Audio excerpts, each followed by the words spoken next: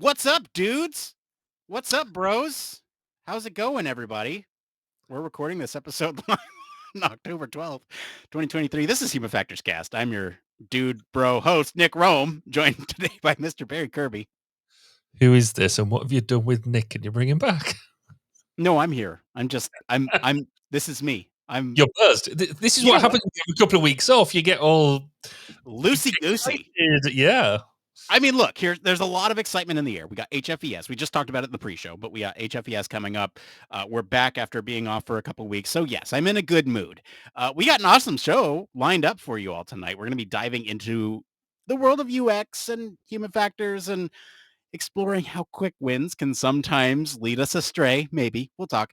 Later, we'll be debating modern technology such as AI summarization, speed reading, speed listening tools. Can we embrace this as a primary method for absorbing and understanding literature, or should traditional in-depth reading practices be preserved? All that and more. But first, I did just mention HFES is like in a week and a half. We'll be there. Heidi and I will be there in person. Stop by, say hi. We're going to be in the conference all throughout the week. I'm going to be recording. I got my mobile setup here. I'm going to take my UX usability setup. I'm going to be out there around the conference. If you see me, come say hi. I'd love to talk to you and get your thoughts about the conference. There's some exciting announcements that I know of that are coming this year. So I would love to hear all of your thoughts and input on that. And if you want, I can record it and I'll put it up on our special live stream that happens Thursday at 8 a.m. Eastern. And that's October 26th. Thursday, October 26th at 8 a.m. Eastern. We will be live streaming. Hopefully this year, like I mentioned in the pre-show, there's going to be a little bit more variety. It's not just going to be interviews this time. Hopefully you'll see a little bit more representation from the conference itself. So we're hoping to get video and audio from different sessions and like the poster session, the opening reception, potentially some more. I don't want to promise anything, but potentially some, discussion topics and all that stuff. So stay tuned. We'll be there. Come by, say hi. But Barry, what's been going on at 1202? It's been a while since we checked in. It has been a while because I've been having a bit of a hiatus.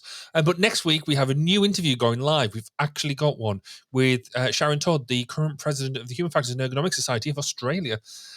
She gives us insights into her career, including being an expert witness, which is absolutely fascinating, as well as an overview of HFESA and kind of what it's about, what it's up to, what its main drivers are, and what the main domains they get involved in. They've got their annual conference coming up in November, which includes a whole bunch of really interesting people. But amongst many others, there is our friend of the podcast, Chris Reed. He's one of the keynote speakers. So that will be, I think, a really cool conference to listen to, and is available remotely as well. What we say in that podcast will be as much of a surprise to me as well as everybody else, because I had COVID whilst interviewing Sharon. She did a fantastic job in keeping me on track, and I can't wait to actually hear what I actually asked her. So that will go live on Monday, and it'll be much enjoyed by us all. Well, great. Well, I'm glad you're back, and I'm glad you're feeling better. And I think we teased it enough, so let's get into the news.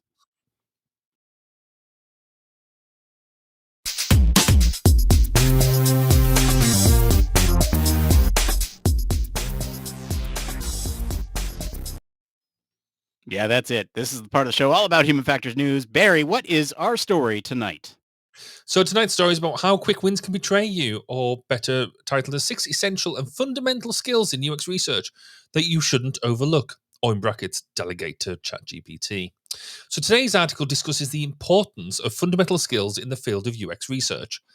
The author argues that relying too heavily on AI tools such as ChatGPT can undermine the quality and depth of research outcomes. The author identifies 6 essential skills that UX researchers should prioritize, and these are learning, listening, writing, creating summaries, analyzing, and problem solving. They emphasize the value of taking the time to learn and develop expertise rather than seeking efficiency through shortcuts. The author also highlights the significance of active listening during interviews, as well as the importance of honing writing skills to establish a unique perspective. They caution against delegating crucial tasks to AI, as AI lacks the ability to to provide genuine insights, they claim. Instead, they advocate for researchers to take charge of the analysis process and strive for a thorough understanding of the data. Finally, the author stresses that the attitude is key to competitiveness, encouraging readers to approach their work with sincerity and overall long term vision. Overall, the article underscores the need for researchers to invest time and effort into developing their skills and not solely rely on AI tools for quick results. So, Nick, you didn't use any AI at all to get us to where we are tonight. You did it all from scratch. You've got a thorough understanding of the topic we're going to discuss tonight. What are your thoughts on the article? Hilarious. Thank you. Yes, no, we heavily use AI in all of our production. So here we go. No, I think there is a valid argument to be had here where the push for efficiency and speed might actually be contributing to uh, intellectual laziness, or however you want to phrase this, to where you're sort of outsourcing this cognitive effort that you would use to sit down and process something in your research. Um, the article sure is an article, and I feel that you and I are going to be aligned on this approach, that it's not necessarily that old school methods of learning, like reading or research. Those are not outdated. Those are still to be done. It's just that these modern trends towards speed and convenience can actually help us out in a lot of ways to speed up the effort. And the article calls these things quick wins, and how some of these things can be drawbacks. And I see where these ChatGPT delegations might come in and be less than ideal. But let's talk about it. I'm curious on your perspective here, Barry. What do you think? I can I can see where the article's coming from in terms of the idea that there is people out there, and we have seen examples of people just chucking. I don't. It comes through my Facebook feed, my LinkedIn feed all the time. People using like, here's the cheat sheet for ChatGPT, and if you haven't got this cheat sheet, then this is how to structure queries and to get all your results. And I get that. That is, I think that from that fear perspective of people just using Chat GPT without any thought or consequence, that's valid. However, this article feels to me to be a bit of a cry for help in many ways. Again, this fear that AI is going to take away the UX job, or maybe even broader. I think it doesn't just talk about UX. I think you could put that against research in general. But it does feel, the way it's written, if I could be so bold as being quite patronizing, pretentious, elitist. This idea that you have all the time in the world to be able to thoroughly research a particular topic, particularly if you're doing UX role, or an applied research role, that you've got all the time to do all that sort of stuff. Just not that. That's not my understanding of the world as it is today. We are having to do more and more with less and less, and so we don't have the time to do necessarily all the way it used to be done. But AI is a tool, and the real skill, it's like any other tool, any other method that we use. There is a places where it can be really, really good and really useful, and we use it, but also where it shouldn't. There's certain things that it's not good at, and part of the skill is knowing where to apply the tool and where not, and understanding even where you do apply it, what the limitations are. Um, we've joked about it about the podcast, but I use AI in some of my workflows. But then equally, there's more time where it takes more time to use AI, evaluate what you've had, and rewrite it and do all that sort of stuff, that you might as well have just done it yourself in the first place. But and that comes with experience of using it. This article does highlight, our world is fast moving. There are new theories, new ideas, new case studies coming out all the time. But I also feel that it's knowledge shaming, which is a phrase that I just made up for purely for this for this review. That it's the idea that how people pick up their knowledge and use it. So people who do read summaries rather than read whole books. Um, if you don't have time to read whole books, I don't have that time any more than I used to. I love reading, but I don't have time to sit down and go through all that sort of stuff. So I will probably more skim read and then dive into deeper stuff, or read summaries and then use that as a pointer. We've talked about this before on other episodes about listening to audiobooks or podcasts at 1/2 speed or double speed whilst you're doing other things. It's not because you really want to do that, it's because that's how you're making the best use of your time. And they're equating that with putting minimal effort, whereas I think that's actually managing the best use of the time and resources that you've got available. So yeah, that was kind of a bit of a long rant in of itself. I think it's worth us going through the different areas because they do highlight these 6 different areas. But overall, I think I agree with you that that the principles behind it are not necessarily wrong, but that there is stuff to be done. But this idea that it's all to be blamed on AI and AI is completely invaluable, completely useless. Sorry, uh, is going a bit far.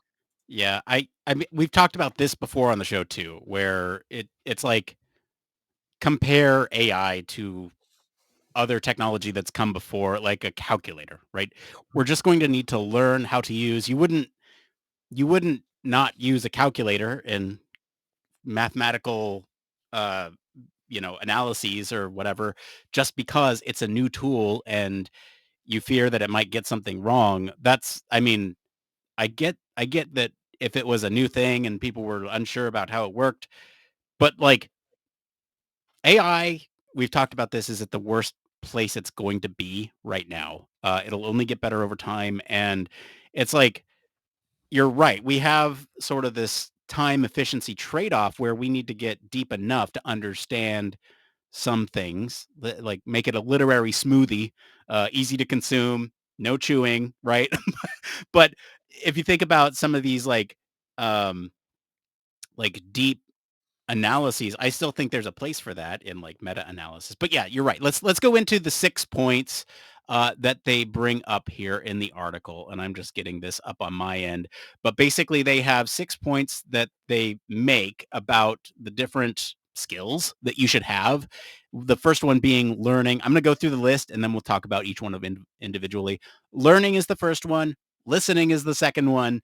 Writing is the third one. Creating a summary, analyzing, solving problems. Those are the 6. And It's interesting, isn't it? I mean, when you look at learning, it's for a list. example, the one of the quotes in there that I find really interesting: when it comes to learning, don't pursue cost effectiveness. Well, I'm sorry, but absolutely pursue cost effectiveness, because it's not just cost, but it's time cost effectiveness as well. Is if you've got a significant amount of time and you want to. So we're doing a project at the moment where we need to get really down deep and dirty with what is a fairly new area of research. And so we've budgeted in time to do significant amount of reading because it's new, and we need to read around the subject. Get that. Um, but there's times when you need to be able to just pick something and maybe spend, I don't know, maybe you might have got an hour, or you might have got a couple of hours, or half a day, and you need to be able to get the most information in that period of time. So you've got to be able to focus and allow yourself to um, be as effective as you can in the time you've got available. And if AI's got a role to play in that, absolutely use it. Um, I don't know. Am I just being a bit naive here, Nick, or have you got a Well, different view? like I know I don't think you're being naive. I want to bring up another quote here that they say, "Can a baseball player expect good results by having a machine replace their catching practice?" I think what they're trying to say there is if they had a machine catch for them, But if they had a machine pitched to them to catch, I think they could absolutely have good results. Well, Right? So I'm uh, flipping that analogy, right? So you if you replace the human with the machine, yeah, they're not going to improve. But if you use a machine to augment the human's capabilities, you're absolutely going to be better at it. Would a basketball player solely automate their dribbling practice and focus only on slam dunks because it looks cool? No.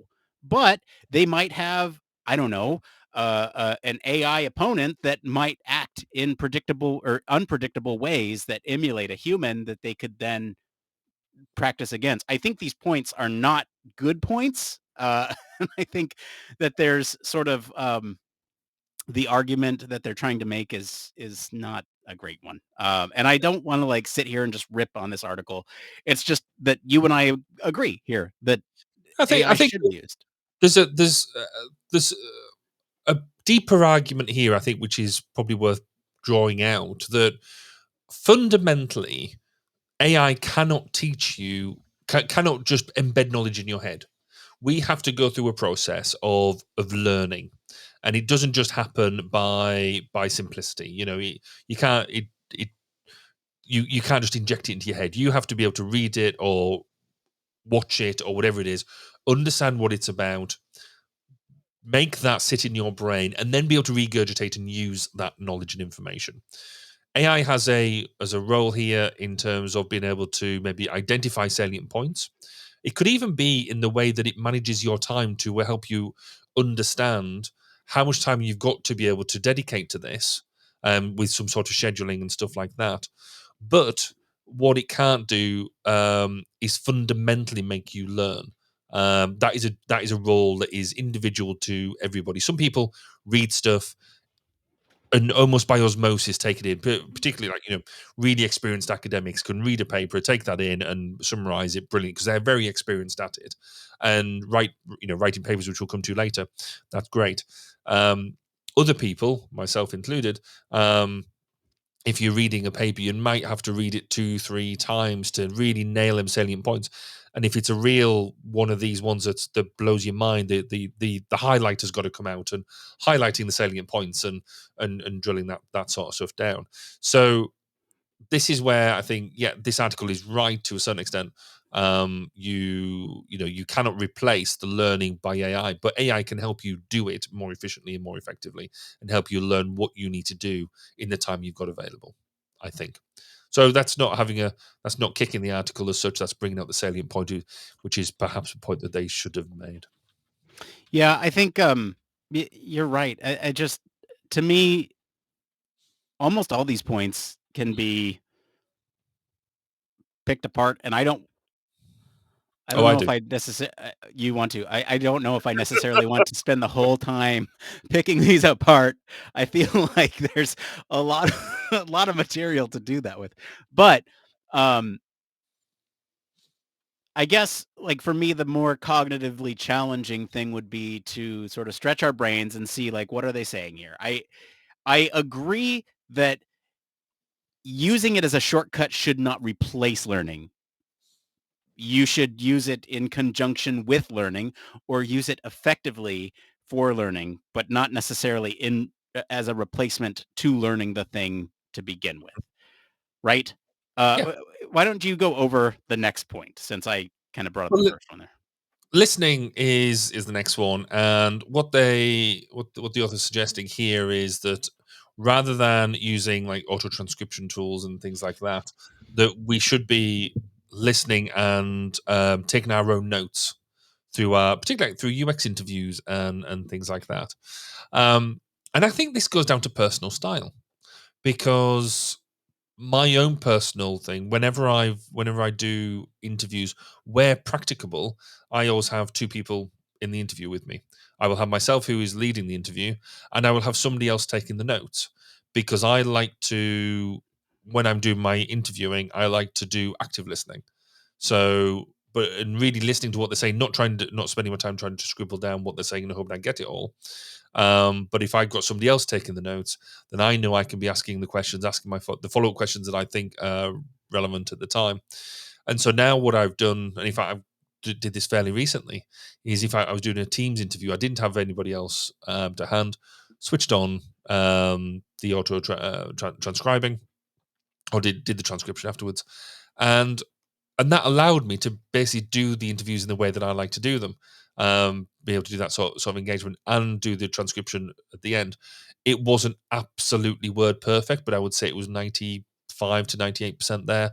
It meant that I could then go through it and make the couple of changes that needed to be done, but I wasn't having to worry about writing everything down at the time, or potentially miswriting things down. And even in this case, I didn't even have to worry about whether my partner was writing everything down properly. So I think tools like auto transcription and things like that are really valuable to us now. That if you want the verbatim piece of the interview, that can happen in the background now. It's not a foreground task. You can now focus more on the listening part. So I think that enables us to do it. But it Exactly. Yeah. but they, in the article, they highlight that if you write your own notes, and there is certain people who doodle, I think, have this as well, is because I do this. If you're doodling whilst listening to what's going on, you've got more chance of remembering what's been said, because you basically align what's been said to what you're doing with your doodle, or with your writing your notes. So for some people, that ends up being a more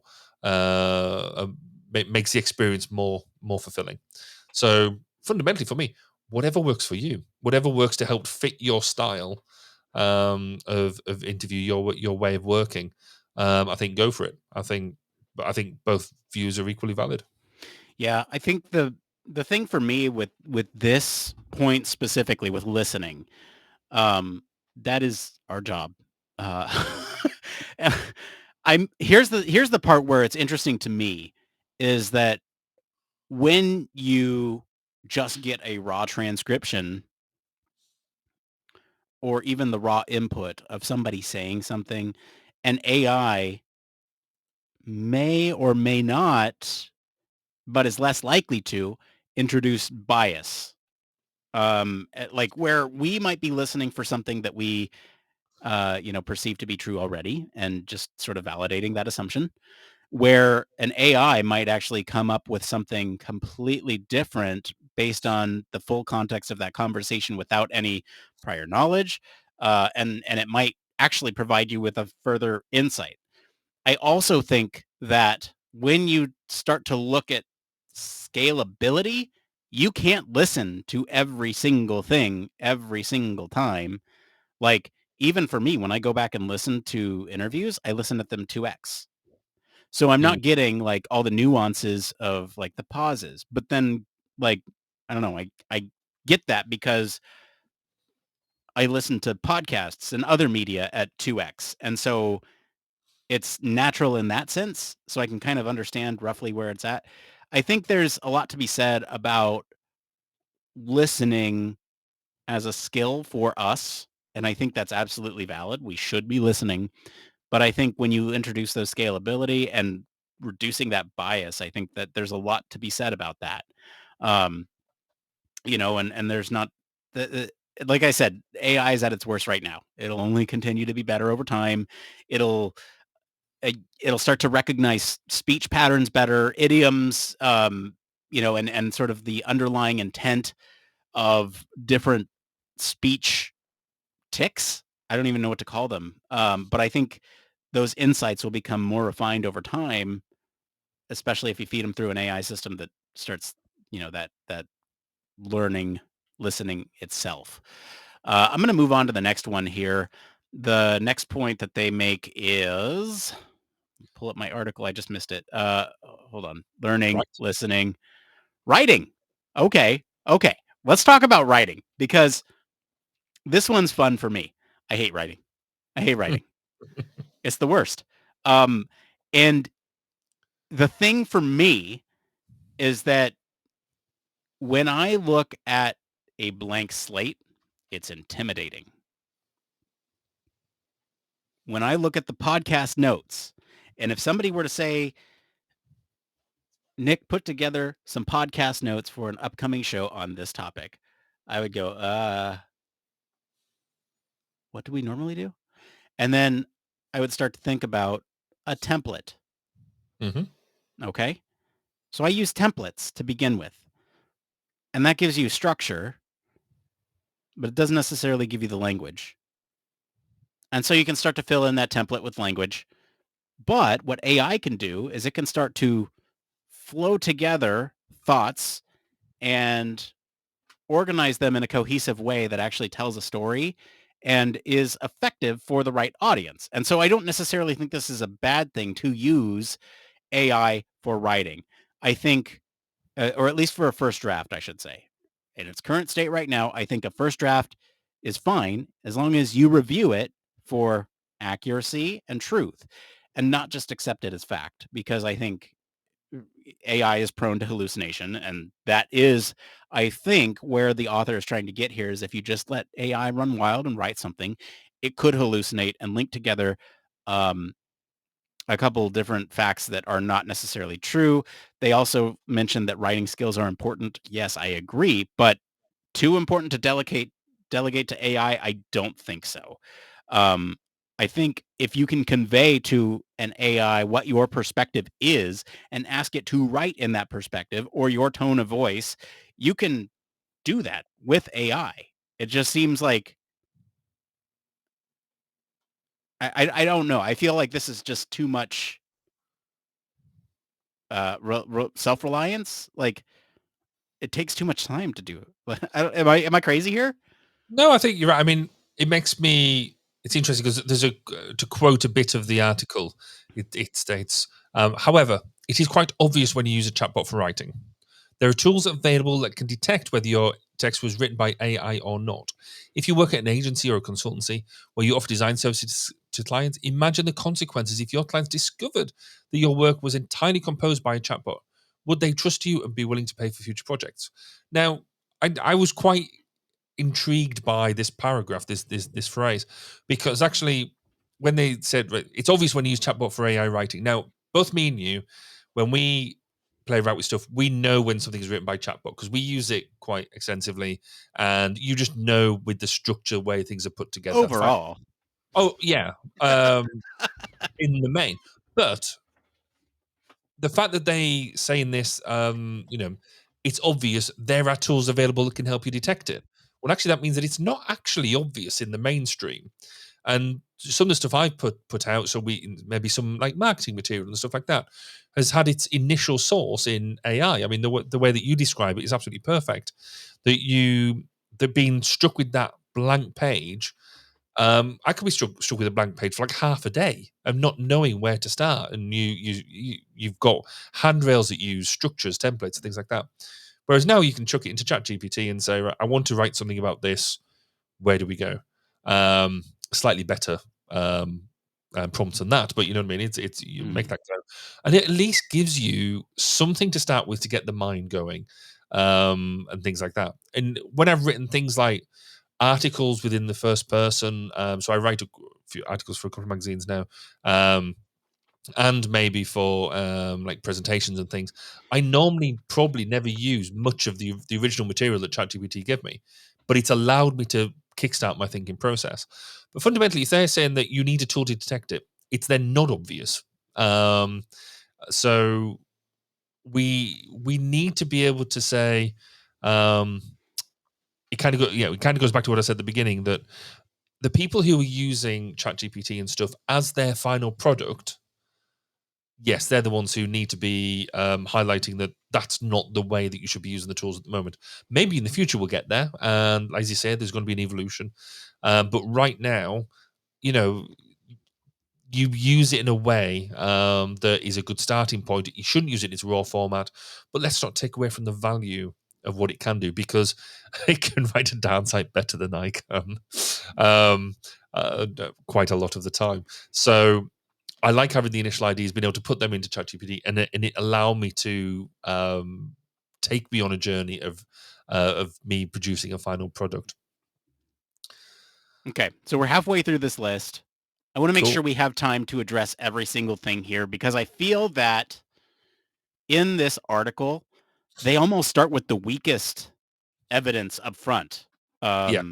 And I almost feel like the last 3, well, or specifically the last 2 are the strongest points. So I want to get to those, but I know you have strong opinions on 4. Do you want to go over 4, creating a summary?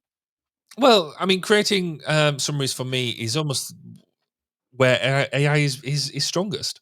The fact that you can pump your stuff into it and it will bring out decent summaries for you.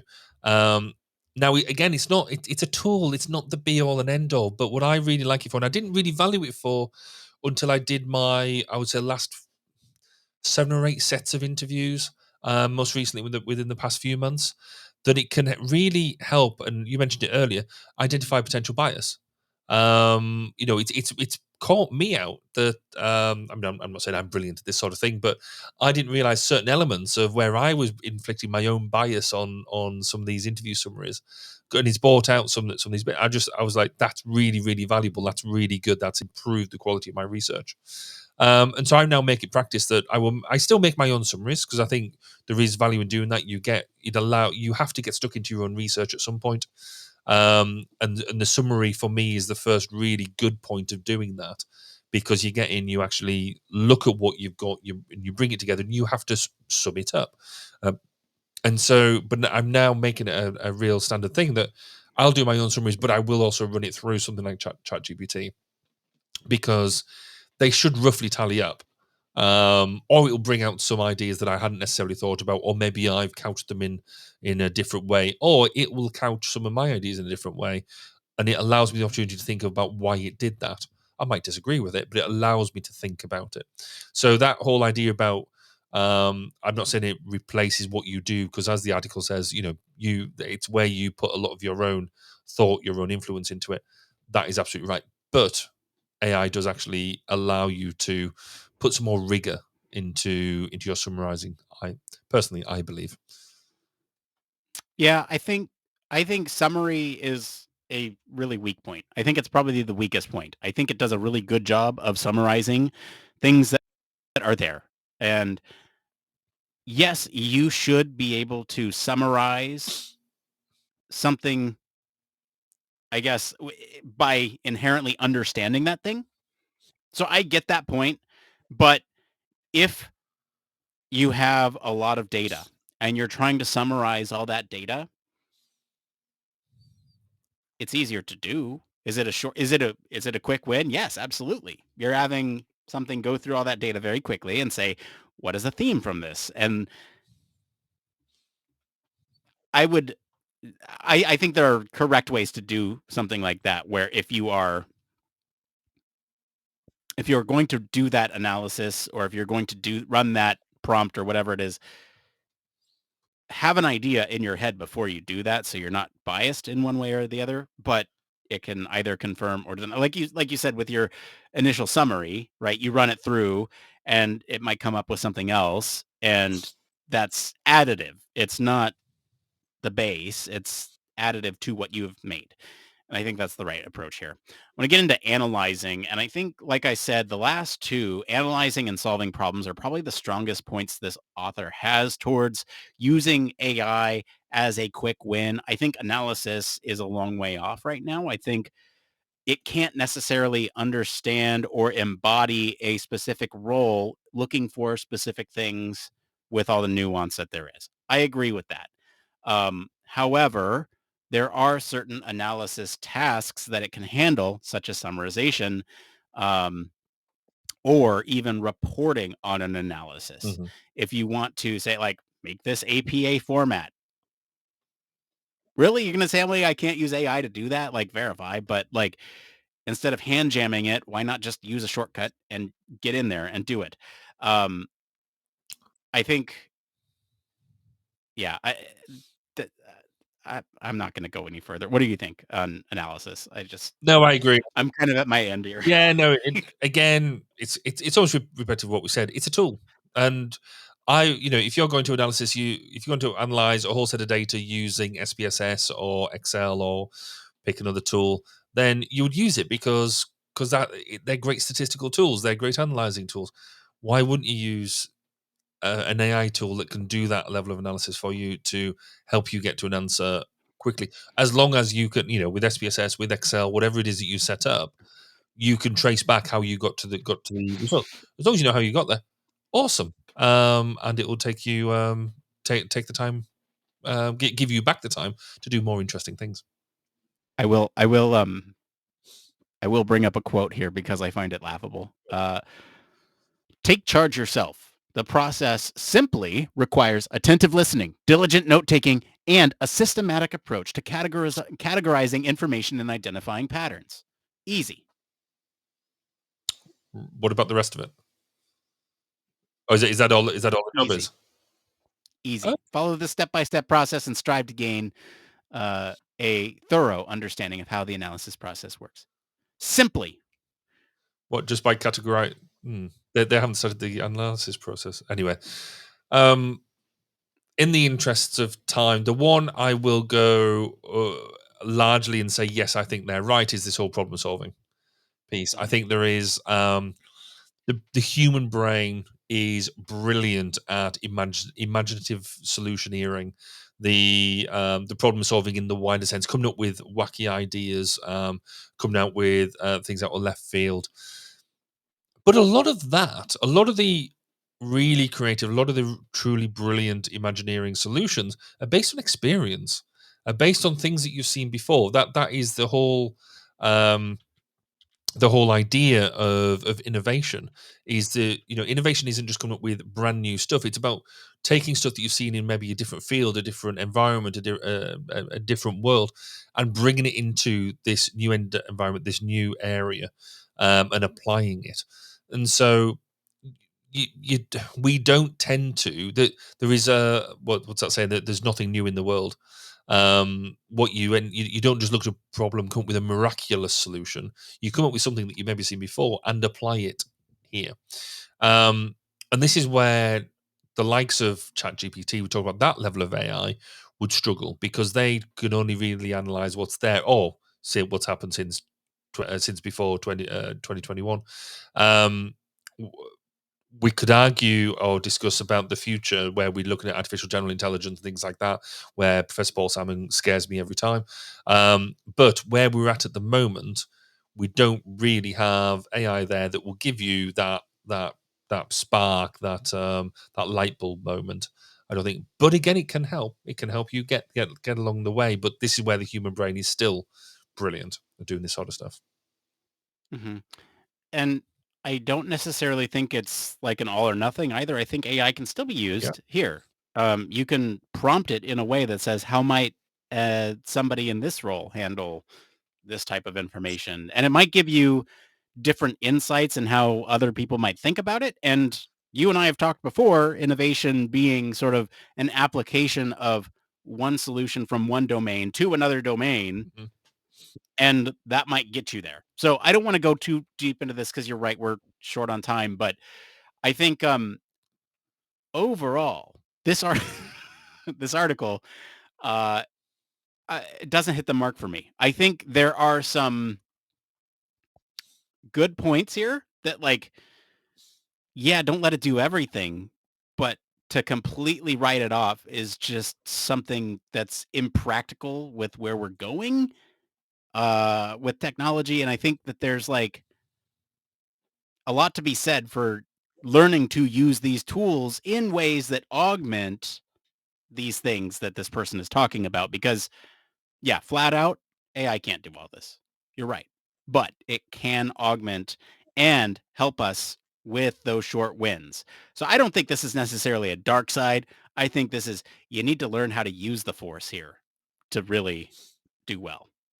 Final thoughts, Barry. Yeah, I guess the article itself, I felt, was just a slightly pious attitude to this. It doesn't really express.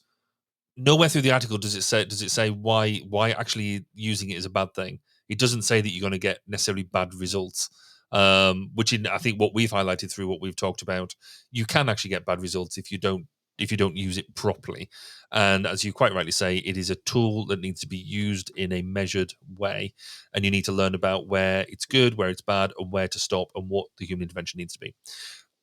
The fundamental thing this mentions ChatGPT quite a lot, is this whole idea now around prompt engineering, and I think that is an art as much as a skill. If you just put in a simple prompt that says, "Give me that," write up this article, it will give you something akin to that. But the more nuanced you make your prompt, the more you work on your own experience of developing a better prompt, which takes time, it takes effort. Then you do get better results. So it's not just this idea that ChatGPT is just a simple, quick win. Actually, if you use it well, you have to put time into it. In the same way that I would use, put time into learning how to use a method properly, from NASA TLX all the way through to writing a literature review. So it's a tool, as you quite rightly say. It's not going to change our world, but hopefully it'll make it a bit better and enable us to do more stuff. I can't wait to see what ChatGPT says about this transcript. All right. Thank you to our patrons for selecting our topic. And thank you to our friends over at UX Collective. I don't know if they'll be our friends after this one. For our news story this week, if you want to follow along, we do post the links to the original articles and our weekly roundups in our blog. You can also join us in our Discord for more discussion on these stories and much more. We're going to take a quick break, and then we're going to do that thing that we did last time that turned out to be okay. So stay tuned. Are you tired of boring lectures and textbooks on human factors and UX? Well, grab your headphones and get ready for a wild ride with the Human Factors Minute podcast. Each minute is like a mini crash course packed with valuable insights and information on various organizations, conferences, usability methods, theories, models, certifications, tools, and much more. We'll take you on a journey through the fascinating world of human factors, from the ancient history to the latest trends and developments. Listen in as we explore the field and discover new ways to enhance the user experience. From the Think Aloud protocol to the critical incident technique, focus groups, iterative design, we'll make sure that you're the smartest person in the room. Tune in on the 10th, the 20th, and the last day of every month for a new and interesting tidbit related to human factors. Don't miss out on the Human Factors Minute podcast, your ultimate source for all things human factors. Human Factors Cast brings you the best in human factors news, interviews, conference coverage, and overall fun conversations into each and every episode we produce. But we can't do it without you. The Human Factors Cast network is 100% listener supported. All the funds that go into running the show come from our listeners. Our patrons are our priority, and we want to ensure we're giving back to you for supporting us. Pledges start at just $1 per month and include rewards like access to our monthly Q&As with the hosts, personalized professional reviews, and access to the full library of Human Factors Minute, a weekly podcast where the hosts break down unique, obscure, and interesting human factors topics in just 1 minute. Patreon rewards are always evolving, so stop by patreon.com/humanfactorscast to see what support level may be right for you. Thank you, and remember, it depends.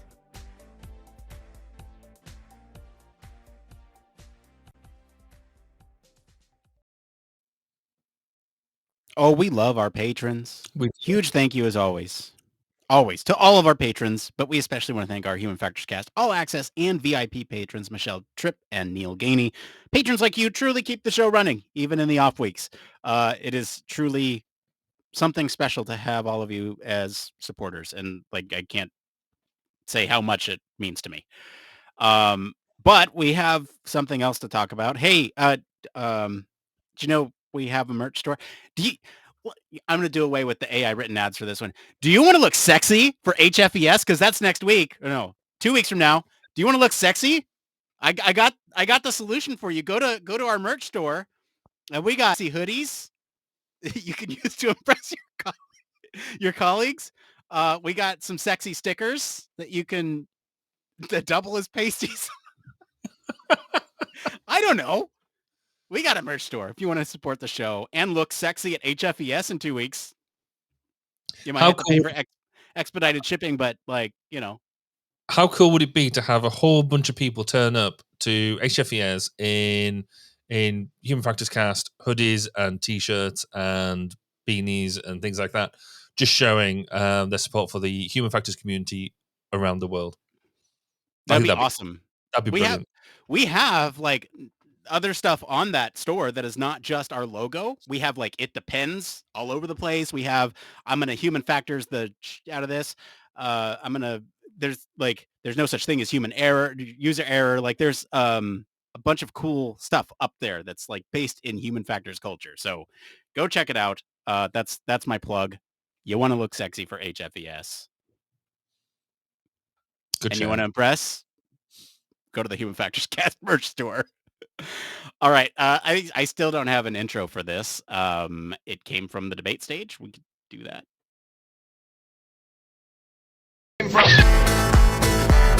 It came from.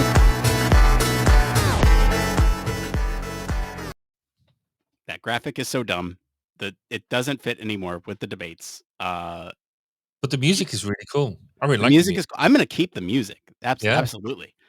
Yeah. No, I like the audio. It's just the visual. Like, and I joked about this with Blake a long time ago. Like that visual sucks. Okay.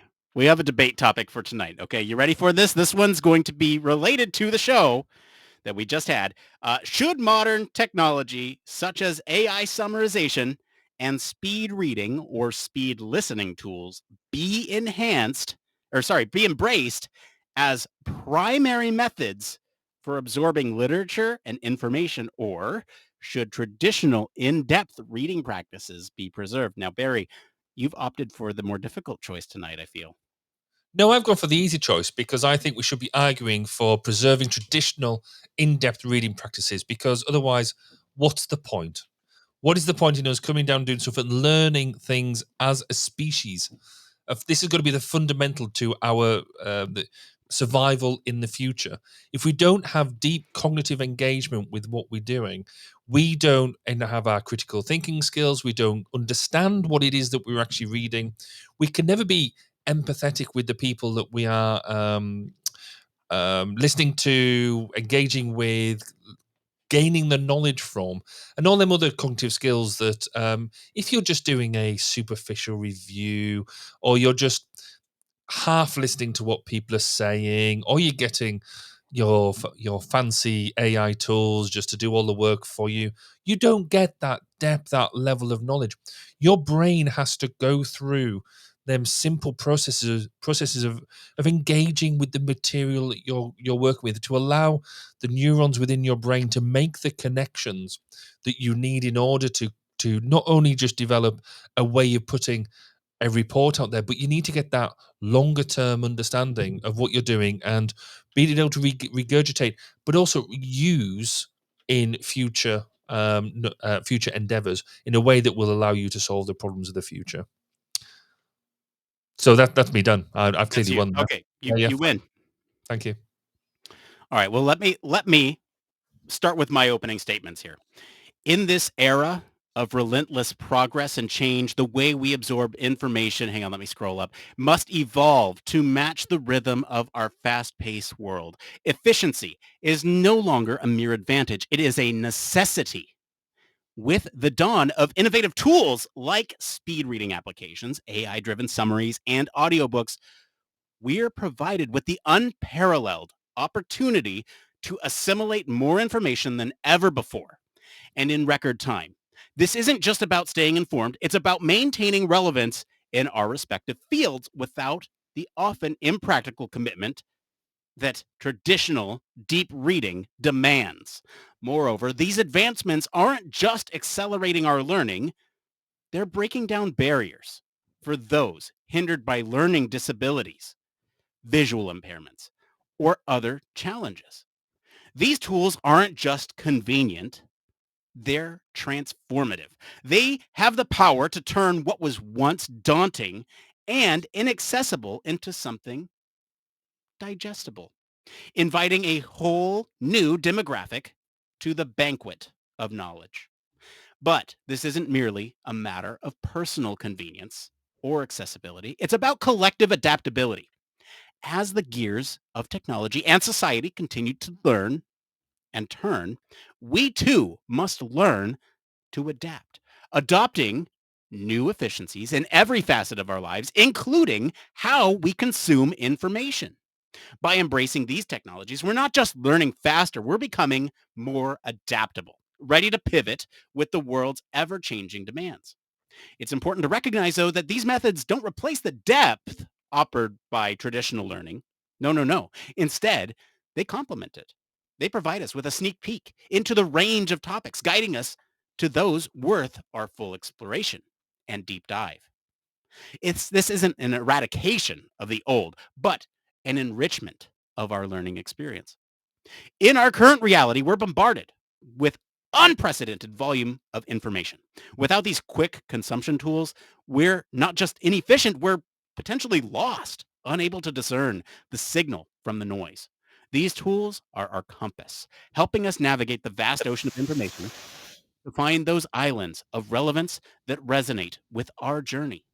In conclusion, embracing these modern technologies of learning is not just about keeping pace with the world, it's about inclusivity, adaptability, enriched learning experiences, and steering our ships confidently and competently through the overwhelming waves of information that define our digital age.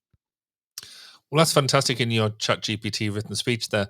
But does that not highlight the fact that we necessarily need to maybe think about quality over quantity? You've managed to give us a 2 to 3 minute speech there, which was eloquent. It was full of many points. It also had me falling asleep about halfway through because you could tell by the cadence and the rhythm that was something that was written outside of something that we were trying to do. And so maybe there is what would happen if that technology was suddenly taken away?